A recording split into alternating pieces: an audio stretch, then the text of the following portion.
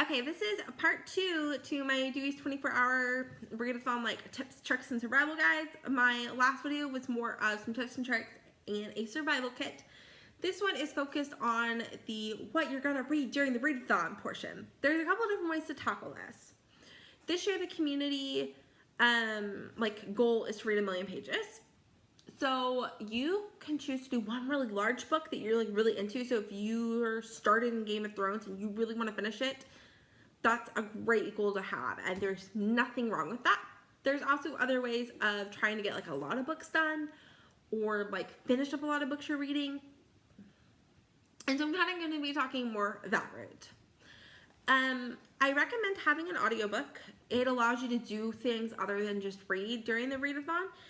If you're wanting to figure out the pages, you can kind of figure out what percent of the way you're through on your audiobook and do the math to percentage to find the page numbers on the hardcover or the paperback that's out. Yeah, that would kind of be the best way to do it. Or if you listen to an entire audiobook in a day, then you already know the pages. The other thing, would I recommend having a book you're already in the middle of, because either you can start with that and you're already in the middle of something, you're not having to figure out, oh my gosh, what am I going to read first kind of a thing. Or later in the day when you're kind of in this slumpy mood, which kind of happens in a 24-hour readathon. It's not like a full slump. It's more of just you're tired kind of a thing, right? It's great because you already know the world, especially if you read a lot of science fiction and fantasy. You're not having to grasp your mind around something else while you're reading, and you're tired. And it's also something you're already in, right? So it's just a natural, I don't have to figure out what I'm reading next because I'm already in something. The other thing I recommend really having is a book you're really excited about. This could be on a book that's been on your shelf for forever that you've been meaning to get to. Now it's time to get to it. Going to your library. Like I said, you don't have to, you can buy a brand new book, that's great, but you don't have to spend money. Go to your library and check out their new release section and oh yeah, that's out, yeah, let's get that, or whatever it is. Borrow a book from a friend.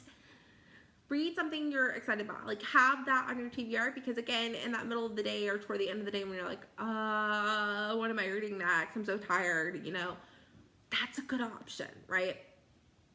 A lot of people like to read a lot of short books. I will link Dylan the Reader's 5 readathon short book recommendations down below. It's a pretty good video.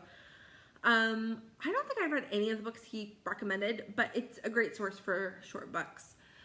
Graphic novels are good if you're into graphic novels. I also would recommend having, another thing I've done in the past is marathon a series. That's a lot of fun. I think I did, I read the first 3 or 4 books in publication order of the Lion, the Witch, and the Wardrobe series. It's 6 books. Oh, Chronicles of Narnia, that's what it is. So that's a lot of fun if you want to marathon a series. Rereads are fantastic.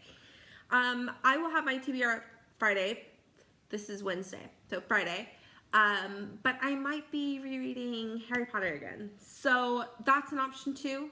A sequel, having a sequel or a companion novel is a great one to add. You already know the world. You're excited to read it because you liked the first book or you liked the other companion novels, and you know the writer's style, and so you really don't have to get into it. You're already there, right? I like reading multiple books at a time. That's just kind of a tip I have. But if you're not a multiple book at a time reader, no problem. But varying genres helps when you're reading multiple books at a time. I'll read a nonfiction and a fiction. I might read a mystery thriller and a contemporary or sci-fi. I'll have multiple genres going, and so that's an option.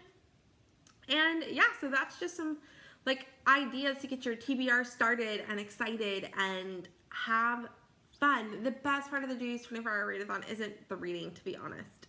It's always, for me, been the interactions and watching people do the mini challenges.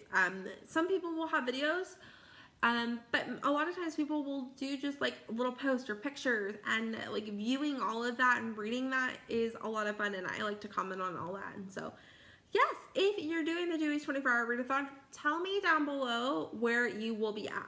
If you will be doing YouTube Live, Instagram, if you will be tweeting, whatever it is, tell me where you're going to be and leave your social media link or handle down below so I can come cheer you on during the readathon, because I would love to do that. And I will see y'all later. Bye, y'all.